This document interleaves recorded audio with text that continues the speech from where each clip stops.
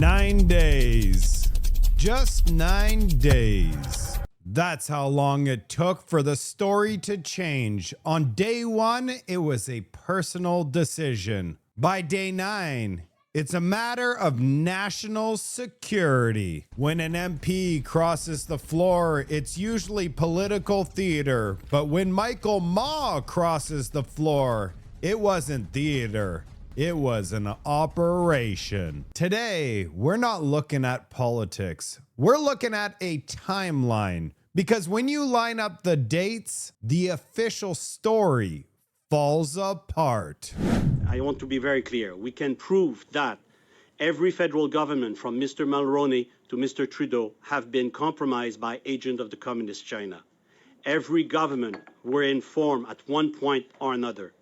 Every government choose to ignore CISU's warning either by negligence, self-interest, or partisanship. Every government were infiltrated by agents of influence acting on behalf of the Chinese government, and we knew who they were. For years, intelligence agencies in Canada has warned the government about foreign interference. The government claims ignorance, and the files get buried. But this time, the silence is louder. We aren't talking about a nomination battle in a riding nobody watches. We're talking about a sitting member of parliament changing teams to join the government that is supposed to be investigating him. Why does the government want him? And more importantly, why does he want them? Now better access to ministers and the Prime Minister. Now better access to ministers and the Prime Minister. Now better access to ministers and the Prime Minister. Did you catch that? He called it access. In a world of intelligence, that is a loaded word. When Michael Ma crossed the floor, he didn't just change his seat. He changed his clearance level. In the opposition, you're an outsider. You ask questions, you get ignored. But in the government caucus, you're in the room. You are having coffee with the ministers who read the daily intelligence briefings. We're under a lot of challenges with tariffs and other countries around the world. Other countries.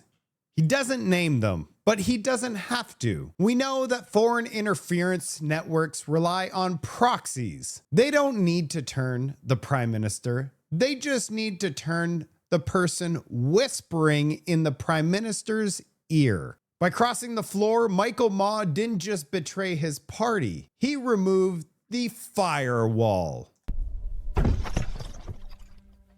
So how do you sell to the public that there's zero security breach? And how do you tell 27,000 voters that their vote does not matter? You don't use logic. You use a playbook.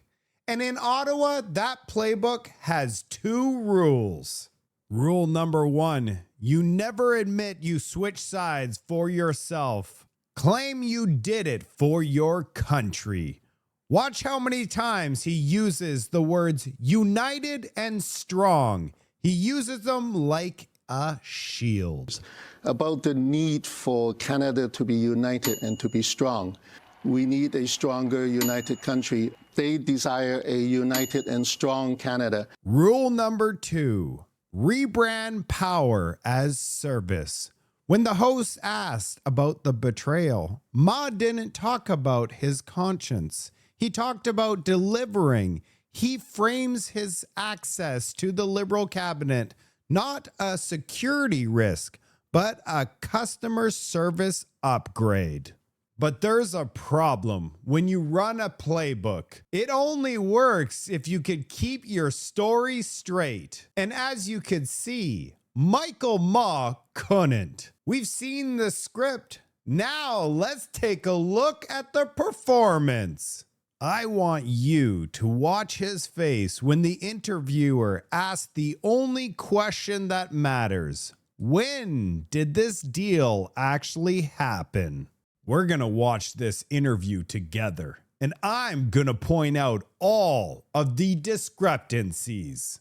Well, 1 week ago, Markham-Unionville MP Michael Ma was a relative unknown beyond his riding, but after announcing that he was leaving the Conservative Party to join the governing Liberals, well, his name was in the headlines. His decision put the Carney government now 1 seat shy of a majority, but has also caused a lot of controversy in his riding, including protest and a petition demanding his resignation.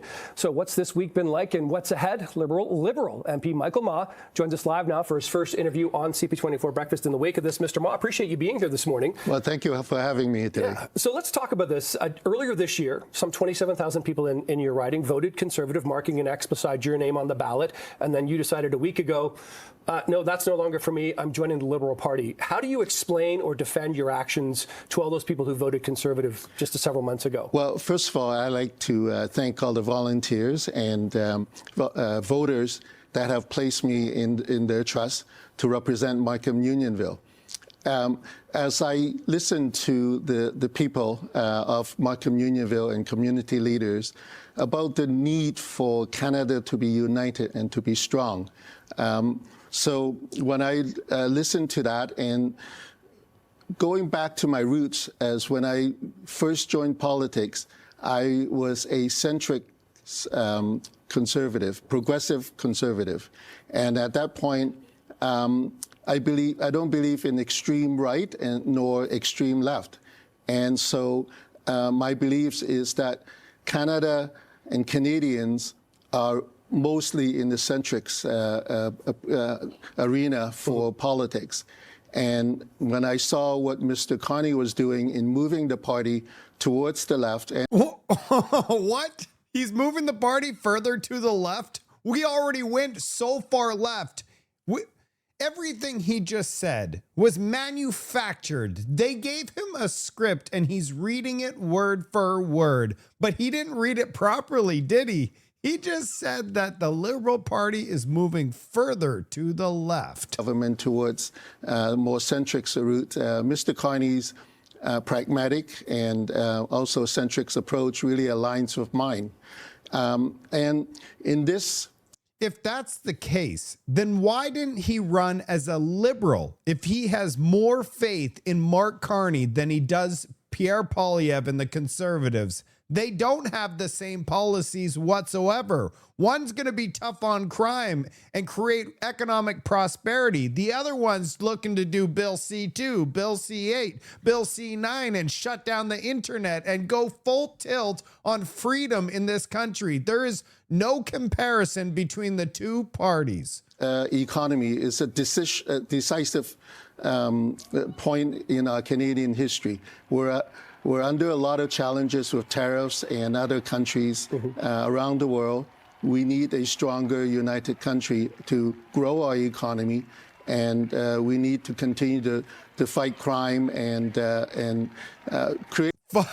More united, the Liberals have spent the last decade breaking us off into pieces, and crime has exploded in this country under the Liberal watch. So what country is Ma living in? A better future for our youth, and I believe a better future for our youth. Our youth in this country have given up on purchasing a home altogether.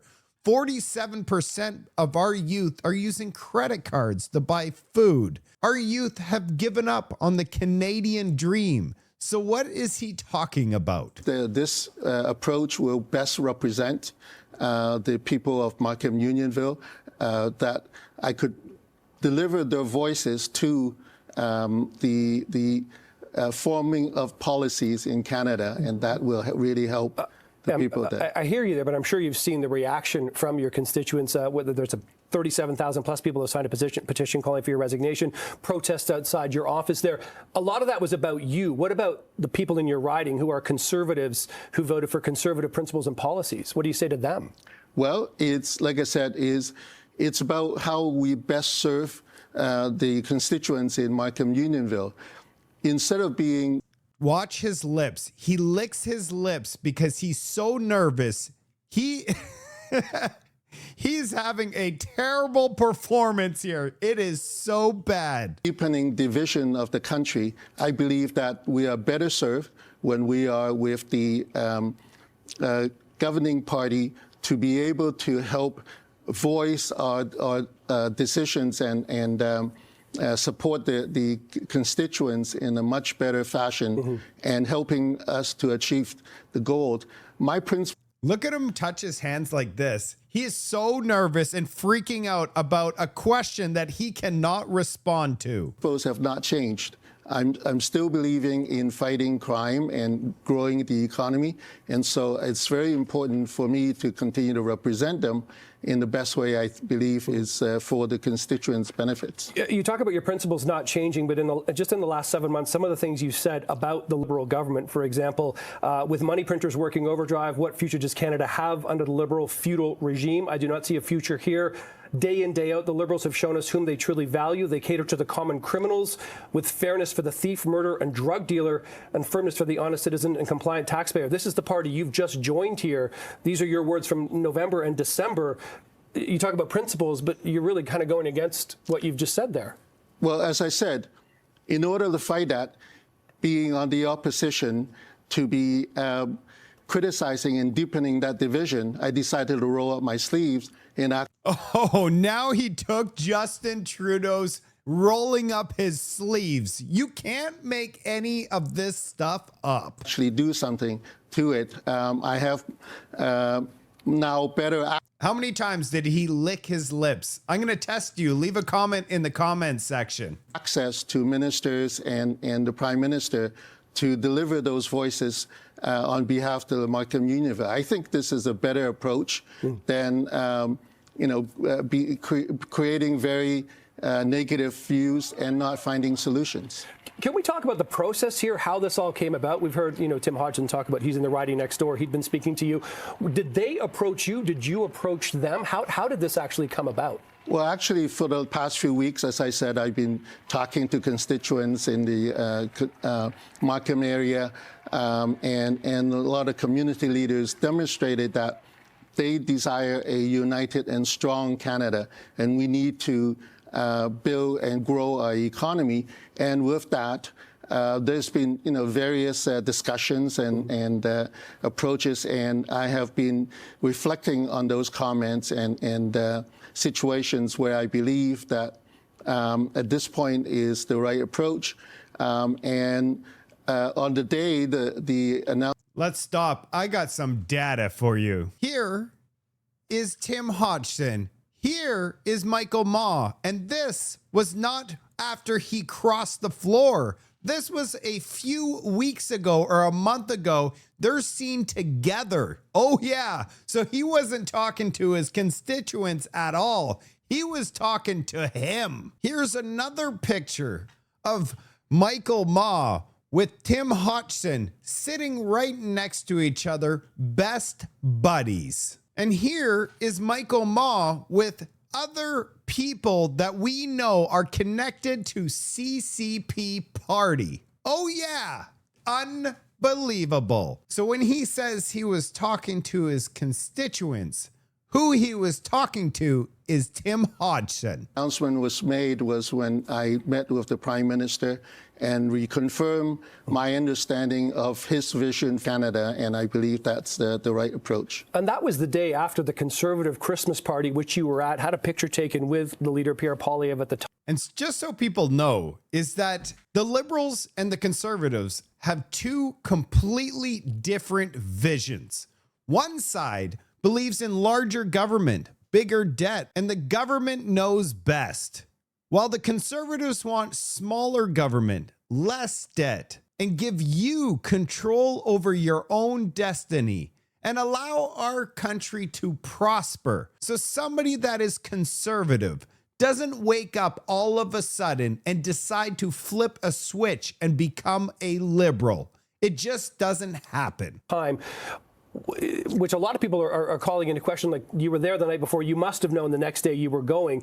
Could you elaborate a bit on that, and also what this says to you then about Pierre Poilievre's leadership of the Conservative Party, and if you're aware of other potential Conservative MPs who are considering doing what you've done? Because you're not the first one either.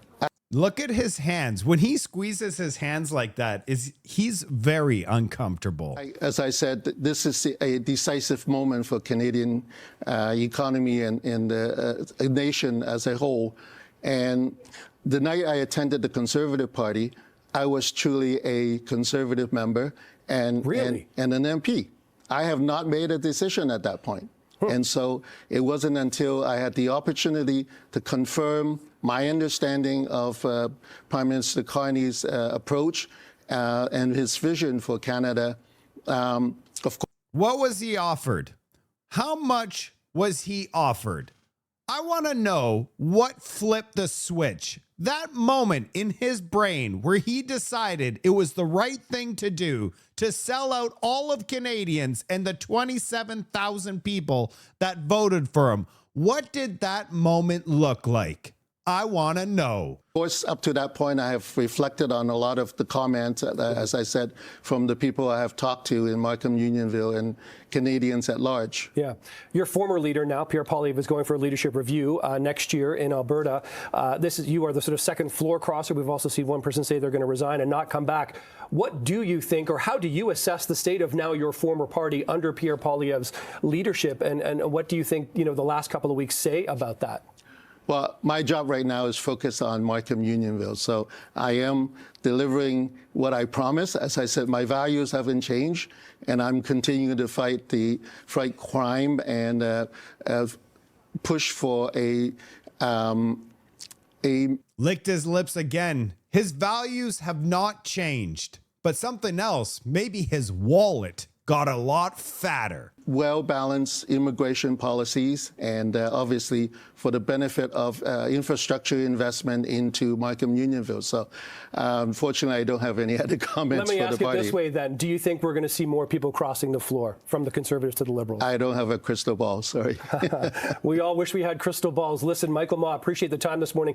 Thanks for having your first interview here on CP24 Breakfast. Thanks for doing this. Thank you. Appreciate it. That was difficult to watch. There was not one item that was honest in that entire interview. A member of parliament with alleged ties to foreign interference allegedly just walked into the government's inner circle.